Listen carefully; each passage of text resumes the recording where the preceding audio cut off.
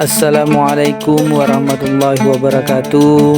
Semoga yang menonton video ini diberikan kesehatan serta rizki yang berlimpah dari Allah Subhanahu wa Ta'ala. Amin ya Rabbal Alamin. Di mana Tuhan sekarang? Di sebuah negeri yang makmur dan indah, hidup seorang raja yang sangat bijaksana bernama Raja Harun. Meskipun bijaksana, Raja Harun seringkali merasa penasaran dan suka menguji kecerdasan orang-orang di sekitarnya. Raja Harun mendengar kabar tentang seorang laki-laki bernama Abu Nawas yang terkenal karena kecerdikan dan kebijaksanaannya. Tertarik dengan cerita-cerita tentang Abu Nawas, Raja Harun memutuskan untuk mengundangnya ke istana. Pada suatu pagi yang cerah, pelayan istana dikirim untuk menjemput Abu Nawas. Sesampainya di rumah Abu Nawas, pelayan itu menyampaikan pesan Raja Harun. Abu Nawas yang terkenal dengan pembawaannya yang santai dan penuh senyuman, menyambut pelayan itu dengan ramah. Dia setuju untuk datang ke istana dan bersiap-siap bertemu dengan Raja Harun. Ketika Abu Nawas tiba di istana, Raja Harun menyambutnya dengan hangat. Mereka duduk di ruang pertemuan istana yang megah. Dinding-dinding ruangan itu dihiasi dengan permaidani indah dan lukisan-lukisan yang mempesona. Abu Nawas duduk dengan tenang menunggu Raja Harun memulai pembicaraan.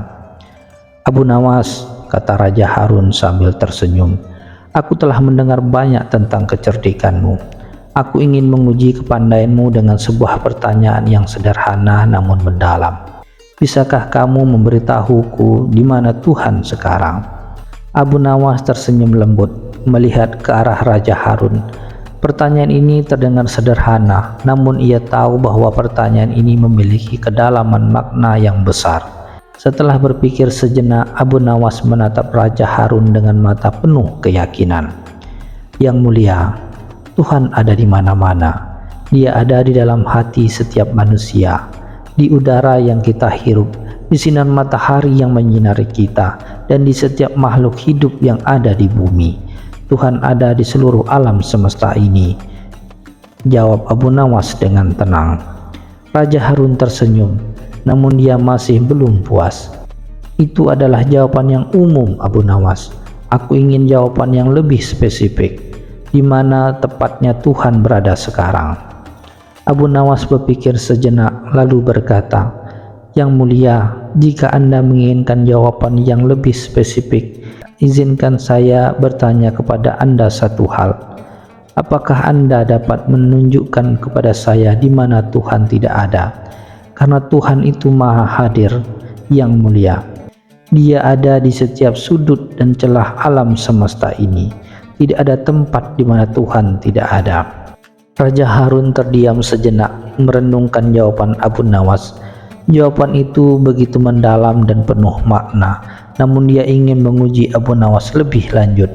Dia ingin melihat sejauh mana kebijaksanaan Abu Nawas.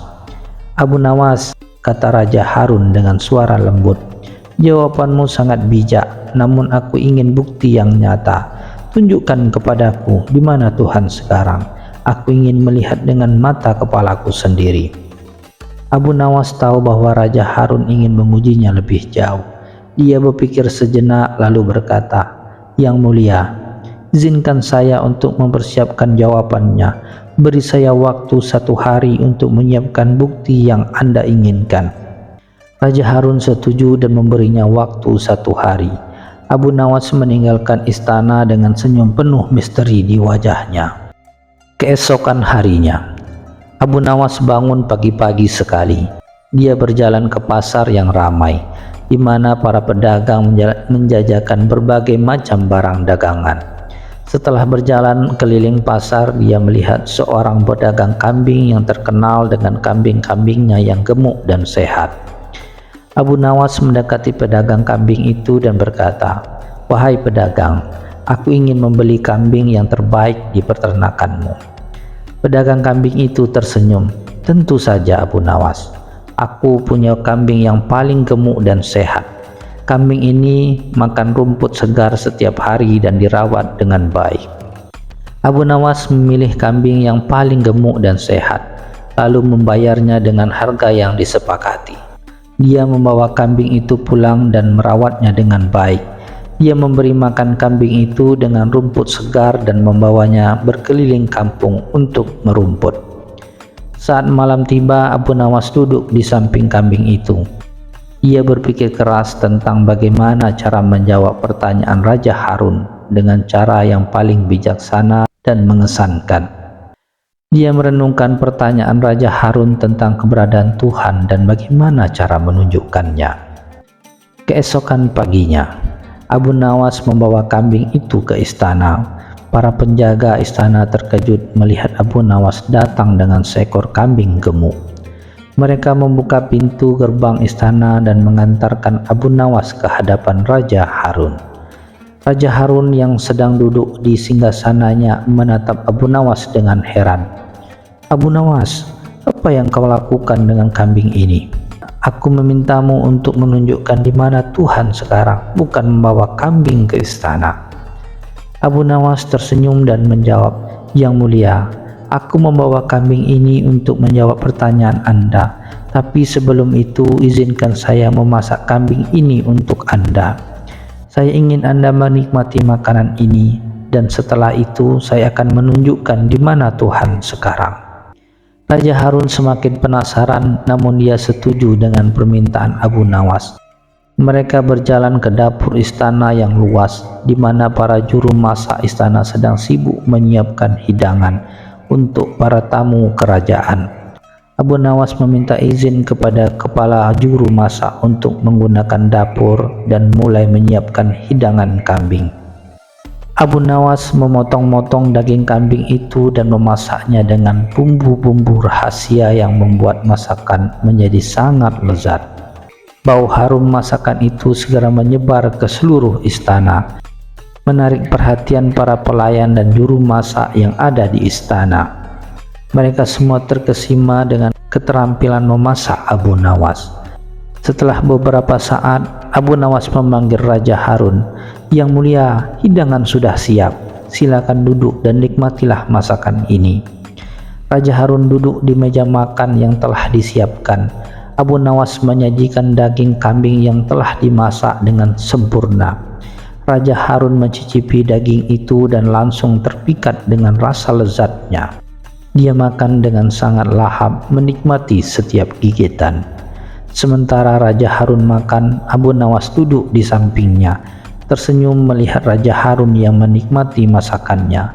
Setelah selesai makan, Raja Harun merasa sangat puas. "Abu Nawas, masakanmu sangat lezat. Aku belum pernah makan daging kambing yang seenak ini.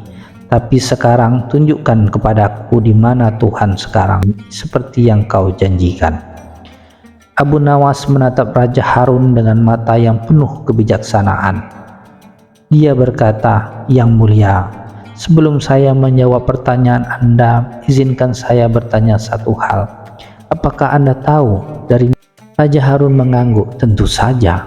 Ini kambing berasal dari pasar, dari seorang pedagang kambing. Dan apakah Anda tahu di mana pedagang kambing mendapatkan kambing tersebut?" tanya Abu Nawas lagi. Raja Harun berpikir sejenak. "Mungkin dari peternak di desa-desa." Abu Nawas tersenyum. "Dan apakah Anda tahu bagaimana kambing itu bisa tumbuh besar dan sehat?" Raja Harun terdiam, merenung sejenak. "Kambing itu tumbuh dengan memakan rumput di padang rumput. Aku kira begitu." Abu Nawas mengangguk. "Benar, Yang mulia. Kambing itu tumbuh dan memakan rumput yang tumbuh di padang rumput.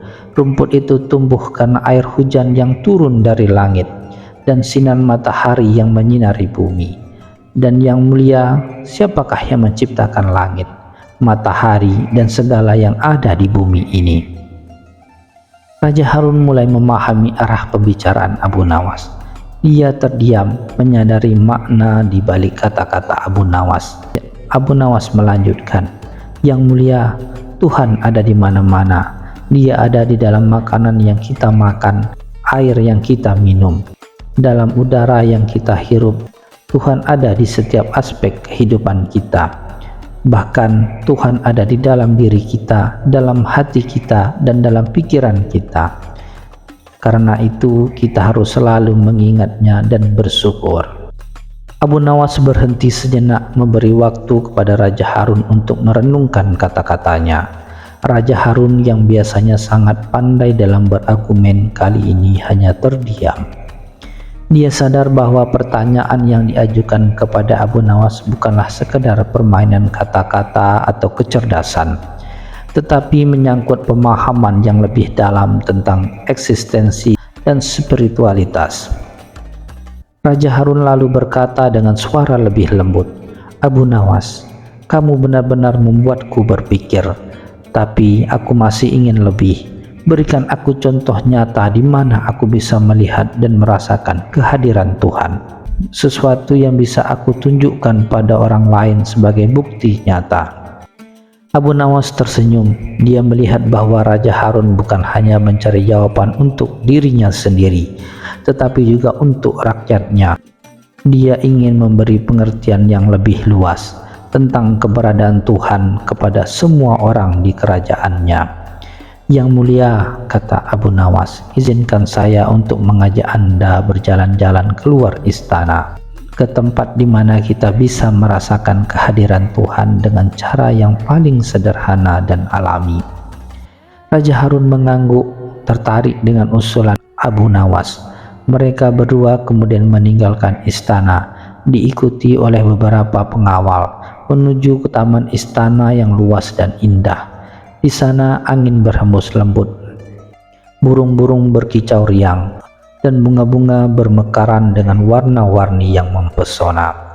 Abu Nawas berjalan perlahan bersama Raja Harun, merasakan setiap langkah yang mereka ambil di atas rumput hijau.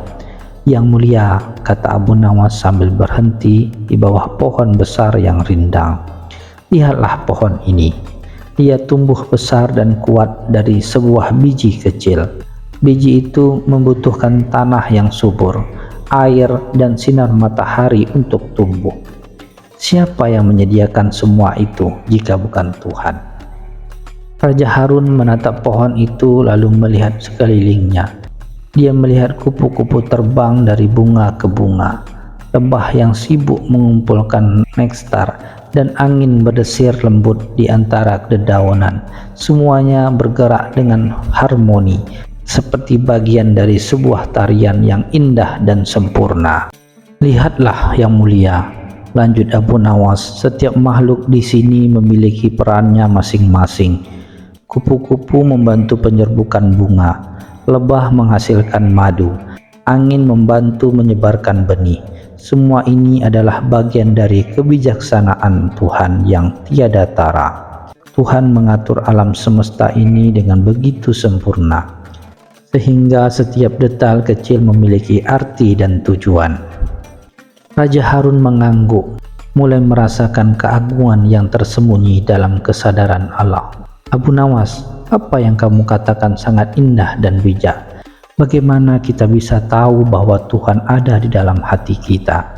Abu Nawas tersenyum lagi, kali ini dengan kelembutan yang lebih dalam. "Yang mulia, Tuhan ada di dalam hati kita melalui cinta, kasih sayang, dan kebaikan. Ketika kita merasa belas kasih terhadap sesama, ketika kita memberikan bantuan kepada mereka yang membutuhkan, ketika kita merasakan kedamaian dalam hati kita, disitulah Tuhan berada." Abu Nawas mengambil sehelai daun dari pohon dan menunjukkan kepada Raja Harun. "Lihatlah daun ini, Yang mulia. Ia mungkin tampak kecil dan tidak berarti, tapi dia adalah bagian dari pohon yang besar. Sama seperti itu, hati kita adalah bagian dari cinta Tuhan yang besar. Ketika kita berbuat baik, kita menjadi saluran cinta Tuhan, dan kita bisa merasakan kehadirannya dalam setiap tindakan kita." Raja Harun terdiam, merenungkan kata-kata Abu Nawas. Dia merasakan kedamaian yang luar biasa, sesuatu yang belum pernah dia rasakan sebelumnya. Untuk pertama kalinya, dia memahami bahwa keberadaan Tuhan bukanlah sesuatu yang perlu dilihat dengan mata, tetapi dirasakan dengan hati. Setelah berbicara dengan Abu Nawas di taman, Raja Harun merasa tercerahkan.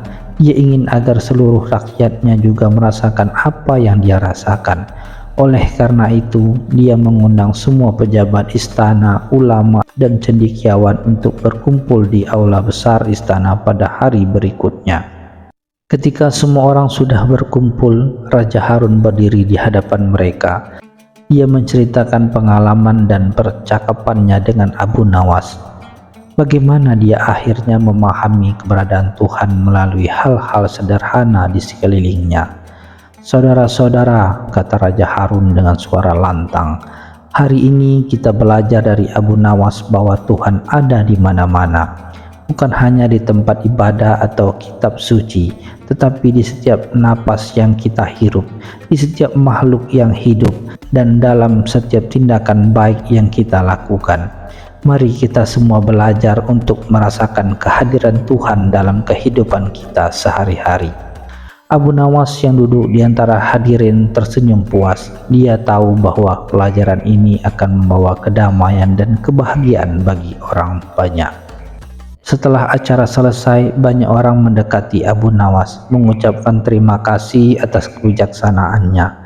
Beberapa bertanya lebih lanjut tentang bagaimana mereka bisa merasakan kehadiran Tuhan dalam hidup mereka.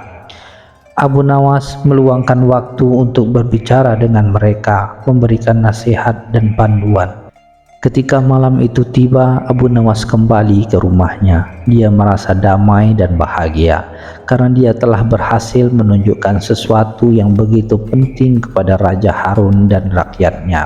Dia tahu bahwa perjalanan untuk memahami keberadaan Tuhan adalah perjalanan seumur hidup, tetapi dia telah membantu banyak orang memulai perjalanan itu. Abu Nawas duduk di depan rumahnya, menatap bintang-bintang di langit. Ia tersenyum dan berbisik pelan, "Tuhan, Engkau memang ada di mana-mana. Terima kasih telah memberi aku kesempatan untuk berbagi cahayamu dengan dunia."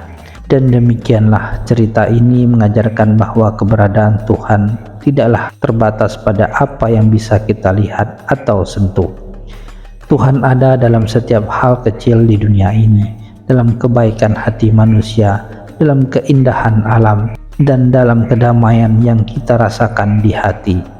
Selama kita hidup dengan kasih sayang, kebaikan, dan kejujuran, kita akan selalu merasakan kehadiran Tuhan di mana-mana.